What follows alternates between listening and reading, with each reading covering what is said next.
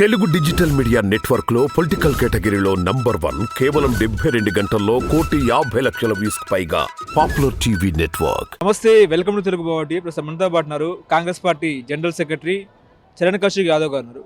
చరణ్ కౌశిక్ యాదవ్ గారు మొన్న అసెంబ్లీలో CM Revanth Reddy NRI quota అని చెప్పేసి కేటీఆర్ని కౌంటర్ ఇస్తూ మాట్లాడినారు. నిన్న కొంతమంది బీఆర్ఎస్ నాయకులు చెప్తున్నారు మాది ఎన్ఆర్ఐ కోట అయితే సీఎం రేవంత్ రెడ్డిది మేనేజ్మెంట్ కోటానా అని చెప్పేసి వాళ్ళ వ్యాఖ్యలు కాంగ్రెస్ పార్టీ నాయకుడిగా ఎట్లా చూస్తారు మీరు? వాస్తవంగా చెప్పాలంటే కేటీఆర్ గారు పార్టీ కోసం పనిచేయకుండా డైరెక్ట్ విదేశాల నుంచి వచ్చి ఆనాడు కేకే మహేందర్ రెడ్డి గారు టికెట్ తీసుకొని గెలవడం జరిగింది. పోటాపోటీ, అది కూడా 160 ఓట్లతోటి. అప్పటికి టీఆర్ఎస్ పార్టీకి తనకు ఎలాంటి సంబంధం లేదు, ఉద్యమం సంబంధం లేకుండా వచ్చింది కాబట్టి తను ఎన్ఆర్ఐ కోటాలో వచ్చిందని చెప్పిండు రేవంత్ రెడ్డి గారు. కానీ రేవంత్ రెడ్డి గారు విద్యార్థి రాజకీయాల్లో ఉన్నారు, తర్వాత జెడ్పీసీగా, ఎమ్మెల్సీగా, తర్వాత ఎమ్మెల్యేగా 2 సార్లు, తర్వాత వర్కింగ్ ప్రెసిడెంట్గా, తర్వాత కాంగ్రెస్ పార్టీలో ఎంపీగా, తర్వాత ఒకసారి ఎమ్మెల్యే ఓడిపోతే కూడా మళ్ళీ కాంగ్రెస్ పార్టీ ఎంపీ గెలిచిండు, తర్వాత పీసీ ప్రెసిడెంట్ అయ్యాడు. కాబట్టి రేవంత్ రెడ్డి గారేమో కింది నుంచి వచ్చిన నాయకుడు, అదేవిధంగా కేటీఆర్ గారేమో ఎన్ఆర్ఐ బయట నుంచి వచ్చిన వ్యాఖ్యలే తప్ప దాన్ని ఏదో టీఆర్ఎస్ పార్టీ నాయకులు కేటీఆర్ కప్పించుకోవడానికి ఇట్లాంటి వ్యాఖ్యలు చేస్తూ ఉన్నారు. మహాలక్ష్మి పథకము, మీరేమో మహిళలకి ఫ్రీ బస్ అని చెప్తున్నారు. కాంగ్రెస్ ప్రభుత్వం బస్సులలో ఉక్కిరి బిక్కిరి అవుతుందా? ఈ ప్రశ్న ఎందుకు అడుగుతున్నానంటే పురుషులకు సీట్లు కేటాయిస్తలేరని చెప్పేసి పురుషులు ఇబ్బంది పడుతున్నారు.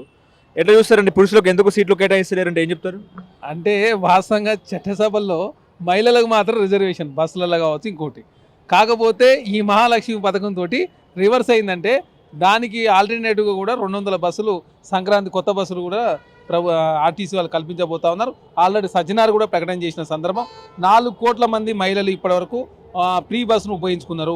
అదే కాకుండా ఆక్యుపెన్సీ రేషియో చూసినప్పుడు 66% నుంచి 88%, కొన్ని ప్రాంతాల్లో 100% పోయిందంటే దీంతో మహిళా సాధికారత పెరుగుతుందని చెప్పేసి పెద్ద ఎత్తున వరల్డ్ బ్యాంకే కీర్తించే రోజులు చాలా దగ్గరలో ఉన్నాయి. ఎందుకంటే మహిళల్లో చైతన్యం పెరుగుతుందని, మహిళల మీద జరిగే అఘాయితాలు తగ్గుతాయని, అదేవిధంగా మహిళలకు పెద్ద ఎత్తున వారి డెవలప్మెంట్ విషయంలో వారి ఆలోచన పెడుతూ వాళ్ళ ఆలోచన మారే అవకాశం ఉంది. కాబట్టి ఈ మహాలక్ష్మి పథకం అనేది చాలా అద్భుతమైన పథకం అని చెప్పేసి పక్క రాష్ట్రాలు కూడా తెలంగాణ రాష్ట్రానికి వచ్చి స్టడీ చేసి వారి రాష్ట్రాల్లో ఇంప్లిమెంట్ చేసుకునే రోజులు చాలా దగ్గరలో ఉన్నాయి. ఒక పార్టీ ఇంకో పార్టీ మీద శ్వేతపత్రాలు రిలీజ్ చేయడం కాదు, కాంగ్రెస్ ఏమో శ్వేతపత్రము, టీఆర్ఎస్ ఏమో శ్వేతపత్రం కాదు, మాది కూడా ఇంకో పత్రం రిలీజ్ చేస్తామని చెప్పేసి బీజేపీ నాయకులు చెప్తున్నారు. ఎట్లా చూస్తారు మీరు? భారతీయ జనతా పార్టీ నాయకులు అవగాహన లేకుండా మాట్లాడుతూ ఉన్నారు. మేము శ్వేతపత్రం రిలీజ్ చేసింది ప్రభుత్వం మీద 2014 నుంచి 2023 వరకు తెలంగాణ రాష్ట్రంలో ఏం జరిగింది, ఎంత అప్పులైంది, ఏ సంస్థ ఎంత విధ్వంసాలకు గురైంది, ఏ విధంగా అప్పుల పాలైందనే విషయాన్ని మేము ప్రజలు వాస్తవ విషయాలు వివరించాం తప్ప మేము బీఆర్ఎస్ పార్టీ మీద శ్వేతపత్రం రిలీజ్ చేయలేదు. అదే కాకుండా బీఆర్ఎస్ పార్టీ శ్వేతపత్రం అంటే వాళ్ళట చెమటోడిచి తెలంగాణ రాష్ట్రాన్ని మేము అభివృద్ధి పదం తీసుకుపోయినని చెప్పి ప్రయత్నం చేస్తూ ఉన్నారు. మీరు చెమటోడిచి 6,71,000 కోట్ల రూపాయలు అప్పు చేసి తెలంగాణ రాష్ట్రంలో ప్రతి కుటుంబానికి 7 లక్షల అప్పు మిగిలించింది మీరే. దానికోసం మీరు చెమటోడిచి తెలంగాణ రాష్ట్రంలో ఉన్నటువంటి అన్ని ప్రాజెక్టుల మీద పెద్ద ఎత్తున నిధులు కేటాయించుకొని 10% కమిషన్ తీసుకొని 1,00,000 కోట్ల రూపాయల విదేశాల్లో మీరు ఇన్వెస్ట్మెంట్లు చేసి తెలంగాణ రాష్ట్రంలో 10 సంవత్సరాల కాలం పాటు అధికారాన్ని ఎంజాయ్ చేసి తెలంగాణ రాష్ట్రంలో ఉన్న ప్రజాప్రభుత్వం ఏర్పడిన తర్వాత అక్కాస్తోటి కాంగ్రెస్ పార్టీ ఇట్లాంటి విమర్శలు బీఆర్ఎస్ పార్టీ నాయకులు చేస్తూ ఉన్నారు. మీరు కొట్టుకోవద్దు, మేము రేస్లో ఉన్నాము, మేము కూడా కొడతామని చెప్పేసి బీజేపీ చెప్తుంది. కాంగ్రెస్ టీఆర్ఎస్ కొట్టుకుంటారు ఏంది, మమ్మల్ని గుర్తించరా, మేము కూడా కొడతామని చెప్తున్నారు వాళ్ళు. బీఆర్ఎస్ పార్టీ అయినా భారతీయ జనతా పార్టీ నాయకులైనా ఒకటని చెప్పి చాలా స్పష్టంగా మేము ముందు నుంచి చెప్పినా అదే నిజమవుతా ఉంది. మొన్న పార్లమెంట్లో 150 మంది పార్లమెంట్ సభ్యులు సస్పెండ్ చేసి బయట ఉంటే బీఆర్ఎస్ పార్టీ నాయకులు మాత్రం బీజేపీ సభలో ఉండి వారు తెచ్చిన బిల్లులకు మద్దతు ప్రకటిస్తూ ఉన్నారు. అంటే మేము మొదటి నుంచి చెప్పింది నిజమవుతుందని చాలా స్పష్టంగా కనబడతా ఉంది. తెలంగాణ రాష్ట్రంలో భారతీయ జనతా పార్టీ లేదు, ఆ భారతీయ జనతా పార్టీ ఉన్న నాయకులంతా కూడా కాంగ్రెస్ పార్టీకి వస్తూ ఉన్నారు. చాలా మంది నాయకులు టీఆర్ఎస్ పార్టీ నుంచి కాంగ్రెస్ పార్టీ నుంచి ఎవరైతే పోయిరో వాళ్ళంతా కూడా కాంగ్రెస్ పార్టీకి వస్తూ ఉన్నారు. ఇప్పుడు గత ప్రభుత్వం మీద పదే మీరు విమర్శ చేస్తున్నారు, ఇప్పుడేమో మీ ప్రభుత్వం ఉంది, మీరు టీఆర్ఎస్ ప్రభుత్వం మీద మళ్ళీ కేసీఆర్, కేటీఆర్, హరీష్ రావుని ఎందుకు చెప్తున్నారు? అంటే మేము ఏం చెప్తా ఉన్నాం, మీరు వాస్తవాలు చెప్పండి, మీరు సలహాలు సూచనలు ఇస్తే మేము తీసుకోవడానికి సిద్ధంగా ఉన్నాం.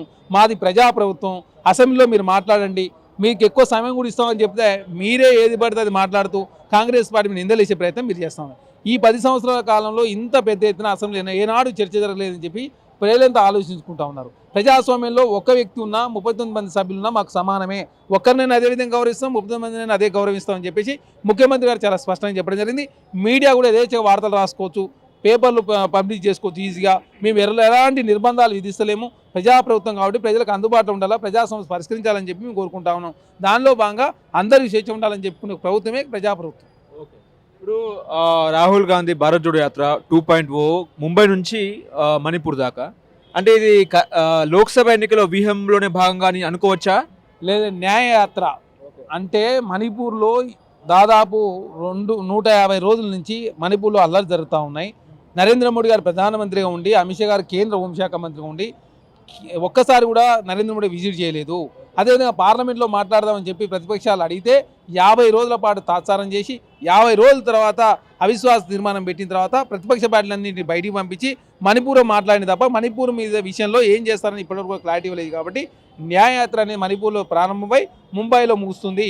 ఈ దేశంలో భారతీయ జనతా పార్టీ అధికారులకు వచ్చిన తర్వాత ప్రజాస్వామ్యం ఏ విధంగా కూని అవుతా ఉంది, రాష్ట్ర ప్రభుత్వాలు ఏ విధంగా నిర్వహణ చేస్తూ ఉన్నారు, ఫెడరల్ వ్యవస్థను మొత్తం కొలాబ్ చేసే పరిస్థితి భారతీయ జనతా పార్టీ ఉంది. కాబట్టి ఇట్లాంటి ప్రభుత్వం మరొకసారి అధికారం రావద్దని చెప్పేసి ప్రజాప్రభుత్వంగా రాహుల్ గాంధీ గారు ఎట్టి పరిస్థితుల్లో మూడోసారి భారతీయ జనతా అధికారం రాకుండా అడ్డుకునే ప్రయత్నంలో భాగంగా కాంగ్రెస్ పార్టీ యాత్ర చేపట్టబోతా ఉంది.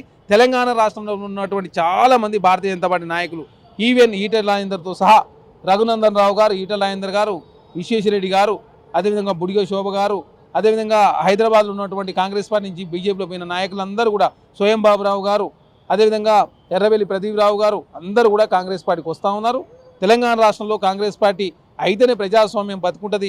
కాంగ్రెస్ పార్టీ బీఆర్ఎస్ పార్టీని తెలంగాణ రాష్ట్రం ఓడించింది. రేపు జరగబోయే ఎలక్షన్లో బీఆర్ఎస్ పార్టీ బీజేపీ రెండు కలిసి తెలంగాణ రాష్ట్రంలో ఎంపీలు గెలవద్దని చెప్పి వారు కుట్ర చేస్తూ ఉన్నారు. గతంలో కూడా మేము అదే చేసిరు. దానికి భాగంగా మేము ఓడిపోవడానికి కారణం కూడా బీఆర్ఎస్ బీజేపీ ఒకటే అని ఈటెల రాజేందర్ గారితో ఆల్రెడీ సంప్రదింపులు జరుగుతూ ఉన్నాయి. వారు కూడా కాంగ్రెస్ పార్టీ వస్తానికి సుముఖంగా వ్యక్తం చేశారని చెప్పేసి ఆల్రెడీ అధిష్టానం దూతలు గతంలో బీఆర్ఎస్ పార్టీ భారతీయ జనతా పార్టీ వేరని చెప్పేసి వారు భావించరు. వాళ్ళని మసిబూసి మారేడుకాయ చేసి ఏకంగా నరేంద్ర మోడీ గారు, అమిత్ షా గారు మరి టచ్లోకి వచ్చి తెలంగాణ రాష్ట్రంలో బీసీని ముఖ్యమంత్రి చేస్తాం, ఎస్సీ వర్గీకరణ చేస్తామని చెప్పడం జరిగింది. కానీ మొన్న 14 రోజుల పాటు 18 బిల్లులు పాస్ చేసుకొని ఎస్సీ వర్గీకరణ సంబంధించిన బిల్లు గురించి ఎలాంటి మాటలు మాట్లాడలేదు. అదే కాకుండా పార్లమెంట్ జరుగుతూ ఉంటే భారతీయ జనతా పార్టీని వ్యతిరేకించే పార్టీలన్నీ బయట ఉన్నాయి, భారతీయ జనతా పార్టీ సపోర్ట్ చేసే పార్టీలన్నీ కూడా లోపల ఉన్నాయి. అది బీఆర్ఎస్ పార్టీ నిదర్శనం. కాబట్టి అట్లాంటి పార్టీలో తోటి స్నేహం చేస్తున్న బీజేపీలో ఉండడం వేస్ట్ అని చెప్పేసి వాళ్ళంతా కూడా కాంగ్రెస్ పార్టీకి వస్తూ ఉన్నారు. మీరు సీఎం ప్రెస్ మీట్ చూస్తున్నారు. ఇప్పుడు బీఎస్ నాయకులు చెప్తున్నారు అది సెక్రటరియట్లా లేదు, మరో గాంధీ భవన్లా ఉంది అని చెప్పేసి బీఆర్ఎస్ నాయకులు చెప్తున్నారు. నిజంగా సెక్రటరియట్ మరో గాంధీ భవన్లా ఉందా అంటే ఏం చెప్తారు? అంటే మేము అధికారంలో ఉన్న ప్రతిపక్షంలో మాకు సమానం. మేము అధికారంలో ఉందని చెప్పి విర్రవీగేది లేదు, అధికారం ఉందని చెప్పేసి మేము ఎవరిని కలవని చెప్పే పరిస్థితిలో మేము లేము. మేము అధికారంలో ఉన్న ప్రతిపక్షంలో వాస్తవాలు మాట్లాడతాం. కాబట్టి బీఆర్ఎస్ పార్టీ నాయకులు అట్లా అనిపించి ఉండొచ్చు. వాళ్ళు 520 వారాలు అధికారం ఉన్నారు, మేము వచ్చి 3 వారాలు అవుతా ఉంది. మా ప్రభుత్వం మీద 6 నెలల పాటు విమర్శలు చేయండి చెప్పారు. అవి 6 చెప్తూనే ఒక కాంగ్రెస్ ప్రభుత్వం కూలుతుందని చెప్పి కడియం శ్రీహరి గారు, అదేవిధంగా పల్లా రాజేశ్వర గారు చెప్తా ఉన్నారు. అదేవిధంగా అది 6 నెలల పాటు విమర్శిందని చెప్తూనే హరీష్ రావు గారు, కేటీఆర్ గారు విమర్శలు చేస్తూ ఉన్నారు. అంటే Bharatiya Janata party BRS party Telangana రాష్ట్రంలో ఒకటై రేపు జరగబోయే పార్లమెంట్ ఎలక్షన్లో తెలంగాణ రాష్ట్రం నుంచి మీ ఎక్కువ ఎంపీని గెలిపిస్తామని చెప్పేసి మరొకసారి నరేంద్ర మోడీ గారితో మాట్లాడుకొని వచ్చారు. కాబట్టి ఈనాడు కవిత గారు ఏదైతే సనాతన ధర్మం గురించి మరోసారి ఆమె మాట్లాడే పరిస్థితి, అంటే లిక్కర్ స్కామ్లో ఆమె అరెస్ట్ కాకుండా డిఎంకే పార్టీ విషయంలో కాంగ్రెస్ పార్టీ స్పందించలేదని చెప్పేసి పెద్ద ఎత్తున ఆమె స్పీచ్లు ఇస్తుంది. గతంలో బీఆర్ఎస్ పార్టీ ఓపెనింగ్కు స్టాలిన్ గారు వారు పిలిపిస్తే స్టాలిన్ గారు రాలే. అంటే మరి అప్పుడు గుర్తు రాలే ఆమె సనాతన ధర్మం గురించి కానీ ఇంకో హిందూ ధర్మం గురించి కానీ ఆమె గుర్తు రాలే. ఇప్పుడు ఎందుకు అంటా ఉందంటే భారతీయ జనతా పార్టీ మజ్జిగ చేసుకోవడానికి తెలంగాణ రాష్ట్రంలో భారతీయ జనతా పార్టీ బీఆర్ఎస్ పార్టీ ఒకటని చెప్పేసి రేపు జరగబోయే ఎలక్షన్ల తర్వాత ఎన్డీఏలోకి పోయే ఆలోచన బీఆర్ఎస్ పార్టీ చేస్తూ ఉంది. కాబట్టి కాంగ్రెస్ పార్టీ మీద ఇట్లాంటి విమర్శ చేస్తూ ఉన్నారు. అందుకే భారతీయ జనతా పార్టీలో ఉన్నటువంటి పాత బీఆర్ఎస్ పార్టీ నాయకులు, పాత కాంగ్రెస్ పార్టీ నాయకులంతా కూడా కాంగ్రెస్ పార్టీకి వస్తూ ఉన్నారు.